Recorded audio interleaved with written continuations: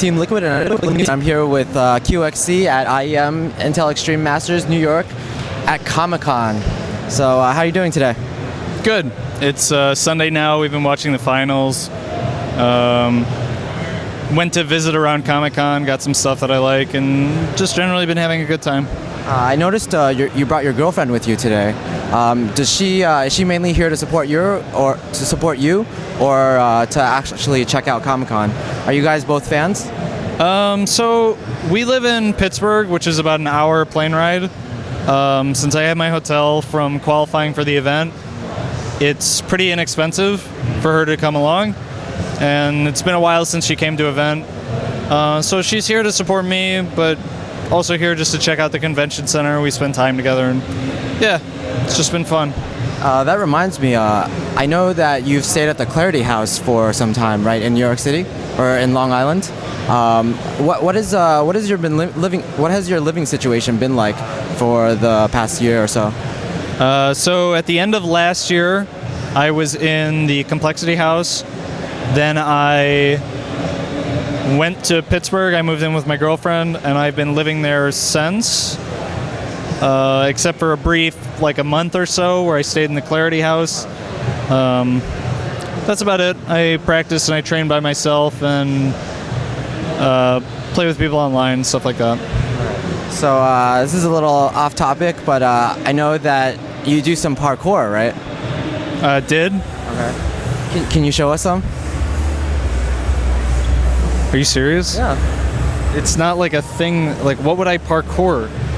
Hold on. Let's move out. Yeah, let's move outside. Turn it off. No, let's move outside. Turn it off. All right, so we tried to go outside. We had an adventure for like 20 minutes, but apparently I didn't understand the fundamentals of parkour. Could you tell me some fundamentals of why we couldn't go outside? So probably the first one was we were in a construction site with just a lot of machinery and not like actually things that you would parkour on, over, or through. But let me lay it down for you as somebody who's only done parkour casually, but whatever.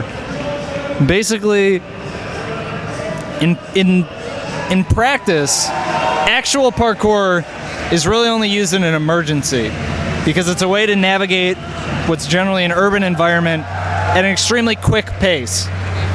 You don't really need to climb up a 10-foot wall and then jump over a couple picnic tables to accelerate your way to your car after work. It's supposed to be something that professionals like well, maybe not policemen, but people who work in an urban environment would be using. So the other thing is parkour looks really weird to people who don't know what you're doing.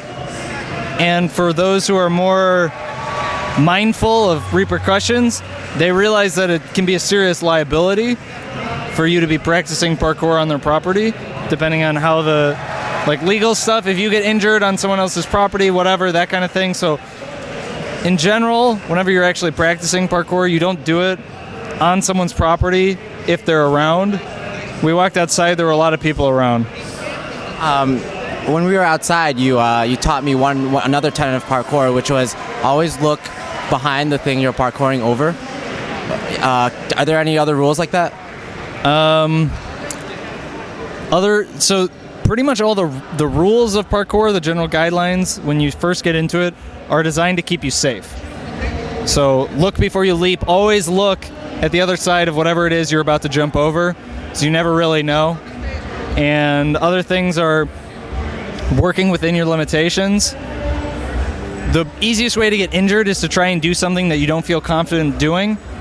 It doesn't matter how dangerous or interesting or whatever it is, as long as it's something that you don't feel comfortable doing, it's something that's likely to get you injured. So you always work within that and you make small pushes, and then you just check the surface and make sure that it's what you expect it to be. If you know it's going to be wet, you prepare for it to be wet. You're going to be running and moving a little bit differently than when it's dry. So can you show us some parkour right now and then explain to us what you did? Brace yourself. Oh shit. Yeah.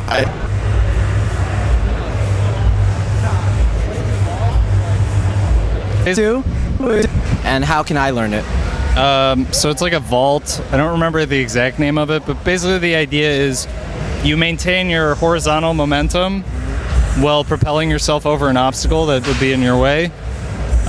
Sometimes you can just kind of hurdle over something. That would probably be a reasonable thing to hurdle over, but this allows you to get a little bit of extra speed because you're using your hands. And depending on how good you are, you can also kick out your feet to gain additional momentum, but that's pretty much it. It's just practice. Okay. Is that a more advanced skill, or is it pretty basic? And how would I go about learning such a thing? No, this is basic. I'm not good at parkour. I'm like Silver League parkour. Okay. So you basically just find an area that doesn't have a lot of people around, that has the obstacles that you want to practice going over, and then you just do it. You just go. When I was in Madrid, I went to a park, and there were a group of people who met there every week to practice parkour, so I had a group of people to play to practice with. And then there were just different things in the environment that you're like, well, how can I climb up that? How could I climb down that? How could I get past that? That kind of stuff. That's really it. Okay. So do you see any similarities between StarCraft and parkour that make you enjoy both?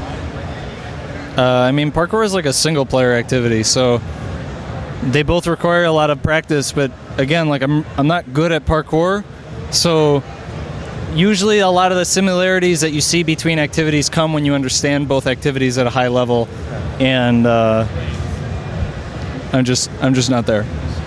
Okay, so we talked a lot about parkour. Do you want to talk anything about StarCraft? I mean, it's your interview. I don't know. What do you want to talk about? I like parkour, but I heard you had an interesting discussion with the Muslim on the couch over there about Terran balance and potential changes. Can you? What do you think should be changed about Terran, or just the game in general? I mean, I can just summarize it briefly. Is basically, I think the game should be oriented around you should always be incentivized to take space on the map, which will always lead to conflict. Conflict is what makes the game interesting and enjoyable both to play and to watch. In order for positions to not become stagnant, so the way a position becomes stagnant is generally when resources run out. So there is no longer anything to be gained by taking territory from your opponent. The other way positions become stagnant is when you get something for nothing. And that's kind of the way that Swarm Hosts, Tempests, Broodlords, and to a lesser extent Siege Tanks function, in that you have a sufficient amount of range so that you can deal damage without taking damage. As the Siege Tank is kind of a tried and true unit that we've seen works, and I don't think has led to a lot of stagnant positions in StarCraft 2. They have a sufficient amount of relatively simple ways to counter them. In my head, the 3 units and more the 2 units that create stagnant positions more than anything else are Swarm Hosts, Broodlords, and again, to a lesser extent, Tempests. And I just think that's uninteresting gameplay. If your best decision is to do nothing, the game is poorly designed. And StarCraft is all about ebb and flow. Sometimes you're strong, sometimes you're not. When you're not strong, you have to avoid attacks. But when your strategy for the entire game is to do nothing and you are rewarded for it, then there's something fundamentally wrong. So that's kind of what we were talking about. We disagreed on a little bit of stuff, but that would kind of be like the first step. What about supply depots? So you heard my rant about supply depots. Supply depots take 30 seconds to build. Pylons and overlords take 25 seconds to build. I think that's wrong. And it's pretty simple. I think it's too fundamental of a design thing for it to make the game unique and interesting by making that change. I think the changes should be more about big differences rather than small differences. To me, this feels like, well, what if Protoss had a Marine, but the Marine took 5 seconds longer to build than the Terran Marine? Like that's what this change sounds like, or this situation sounds like to me, and it sounds like a stupid idea. Are there any other units or buildings in the game that you think are similar in this respect?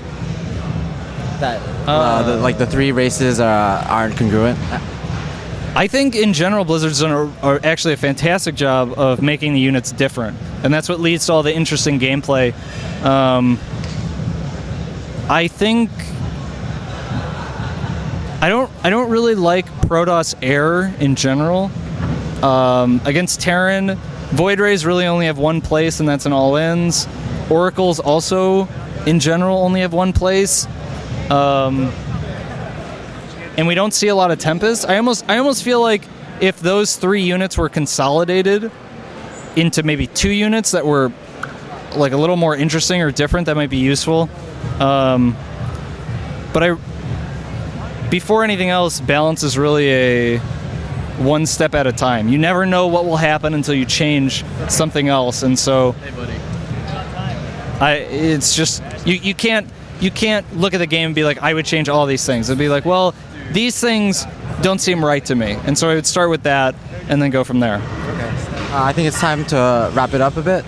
Can you leave a closing word that incorporates both StarCraft and parkour, and also shout outs to your sponsors and your team? I'm coL.qxc, and just a big thanks to my team for continuing to support me and making my dream possible. And thanks to all my fans who have been following me at coL_qxc.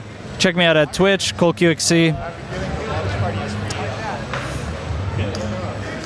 Never stop leaping. Very good.